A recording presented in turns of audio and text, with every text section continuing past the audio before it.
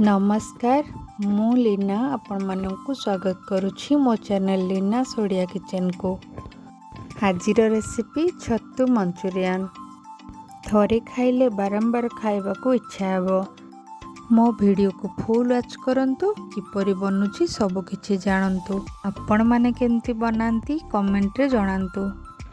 Channel रे नुआ थिले चैनल टी को निश्चिंत भावे सब्सक्राइब करंतु। फेसबुक पेज रे देखुथिले फॉलो तो निश्चिंत करंतु। चलंतु स्टार्ट करिबा। छतु मंचूरियन।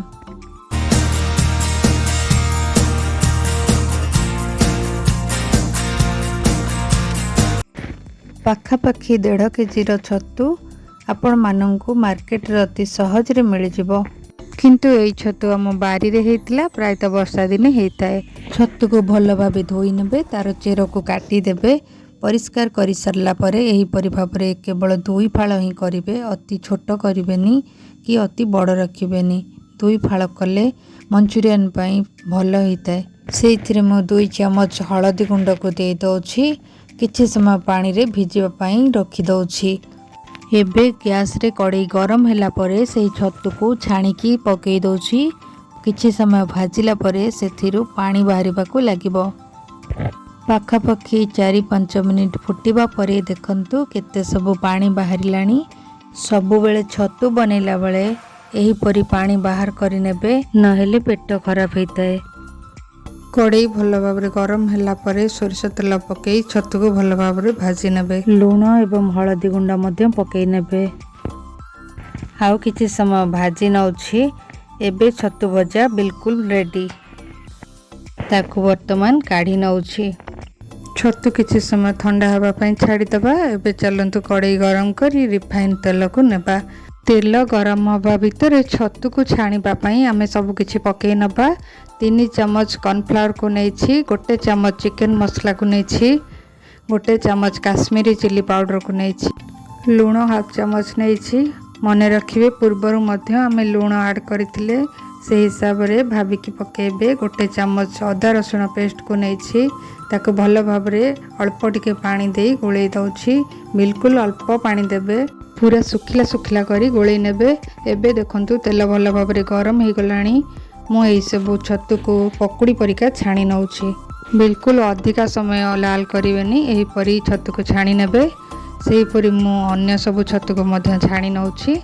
एबे चलंतु छतु मंचूरियन बनेबा पई वेजिटेबल सब रेडी करि नबा। मु 2टी बड़ पियाज को नेछि, 1 टमाटो एवं 1 कैप्सिकम नेछि, छोट खंडे अदा को नेछि, रसुण 8-10 कोला नेछि, 2टी कंचा लंका को नेछि। ताको भलो भाबरे धोई की बड़ बड़ पीस रे काटी नेछि। अदा एवं रसुण को छेची नेछि। एबे कड़ाई बसेबा। कड़ाई गरम होला परे सोरिष तेल किछि दबा। सोरिष तेल रे जीरा टिके फुटेई दबा। छेचिकी रखिथिबा अदा एवं रसुण को सेथिरे पकेई भलो भाबरे भाजी नबा। टिके भाजी गला परे सेथिरे काटी रखिथिबा पियाज कैप्सिकम सब पकेई भाजी नबा। हल्का लाल हे आसिले टमाटो को पकेई दबा।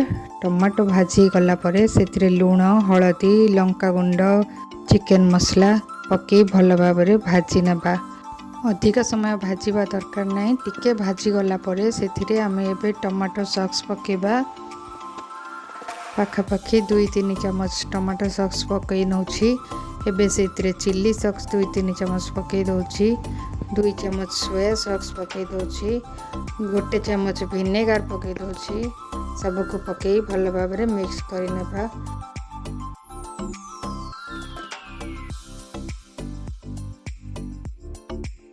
गोटे बाउल रे 2 चम्मच कॉर्नफ्लावर को पकई अल्प पानी देई ताकू गोळेई नबा। भलो भाबरे मिक्स हे गला परे सेही मिक्स को आमे मसाला रे ऐड करि नबा। भलो भाबरे गोळेई दबा, नहले तळे लागि जिवो। अल्प टिके पानी दबा। फुटी आसिला परे छाणी रखिथिबा छतु को सेथिरे पकई दबा। भलो भाबरे गोळेई नबा। कवर बंद कर दबा। 5 मिनिट पर्यंत फुटिबा को छाड़ी देबा। 5 मिनिट परे देखंतु हमर छतु मंचूरियन रेडी हो जाइछि। वर्तमान 1 चम्मच गरम मसला पकेई दबा। ताको भलो भाबरे गोळेई नबा। ବର୍ତ୍ତମାନ ଗରମ ଅଛି ବୋଲି ଅଧିକ ଟିକେ ପାଣି ଲାଗୁଛି। କିଛି ସମୟ ରହିଗଲା ପରେ ଛତୁ ଆପେ ଆପେ ପାଣି ଟାଣି ନେଇଥାଏ। ପୁରୀ, ରୁଟି, ଭାତ କାହା ସହିତ ବି ଏହି ତରକାରୀ ଖାଆନ୍ତୁ, ବହୁତ ହି ବଢ଼ିଆ ଲାଗିବ। ଆପଣମାନଙ୍କୁ ଯଦି ମୋ ରେସିପିଟି ଭଲ ଲାଗିଥାଏ ନିଶ୍ଚିନ୍ତ ଭାବରେ ଲାଇକ୍ କରନ୍ତୁ, କମେଣ୍ଟରେ ଲେଖନ୍ତୁ କିପରି ଲାଗୁଛି। ଚ୍ୟାନେଲକୁ ନୂଆ ଦେଖୁଥିଲେ ନିଶ୍ଚିନ୍ତ ଭାବରେ ସବସ୍କ୍ରାଇବ୍ କରିଦିଅନ୍ତୁ, ବେଲ୍ ଆଇକନରେ ହିଟ୍ କରିଦିଅନ୍ତୁ ଏହିପରି ନୂଆ ନୂଆ ଭିଡ଼ିଓ ପ୍ରଥମେ ଦେଖିବା ପାଇଁ। ଫେସବୁକ୍ ପେଜ୍ରେ ଦେଖୁଥିଲେ ନିଶ୍ଚିନ୍ତ ଭାବରେ ଫଲୋ କରନ୍ତୁ। ପୁଣି ଦେଖାହବ ନୂଆ ଭିଡ଼ିଓରେ ନୂଆ ରେସିପିରେ। ରହୁଛି। ଜୟ ଜଗନ୍ନାଥ।